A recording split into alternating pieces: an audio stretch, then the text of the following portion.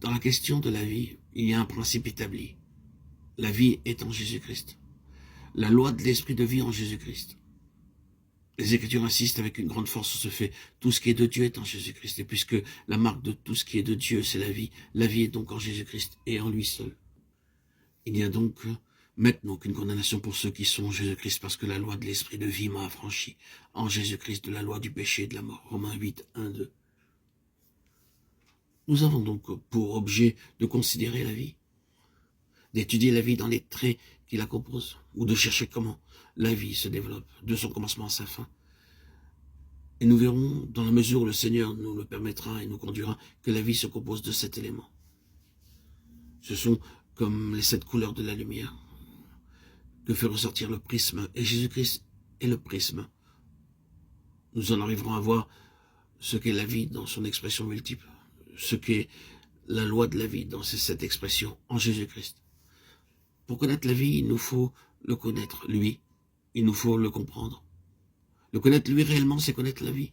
C'est ainsi qu'en harmonie avec toute cette vérité, l'œuvre du Saint-Esprit, qui est l'Esprit de vie, consiste à révéler Jésus-Christ, à le faire connaître, à nous conduire en lui, qui est la vie.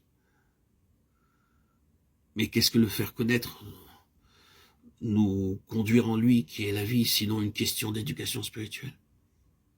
Et cette éducation spirituelle peut se continuer durant toute une vie. Je pense que c'est la raison pour laquelle nous trouvons dans la parole de Dieu certaines expressions qui indiquent un principe.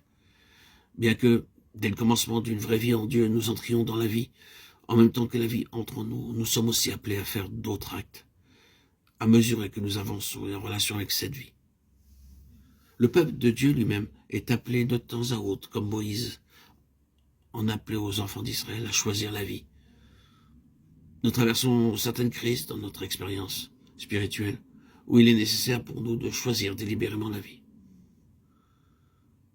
2 chemins sont là devant nous, et nous avons à répudier un tout à fait positivement et à choisir l'autre tout aussi positivement. Et puis, nous sommes aussi exhortés à nous saisir de la vie. Il y a ensuite ces passages des Écritures qui parlent d'une vie encore future que nous n'avons pas encore atteinte, une vie qui est encore devant nous.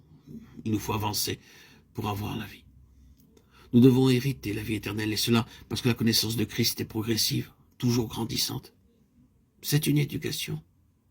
Et elle se poursuit depuis le moment où nous recevons le don gratuit de Dieu. Là, la vie éternelle en Jésus-Christ.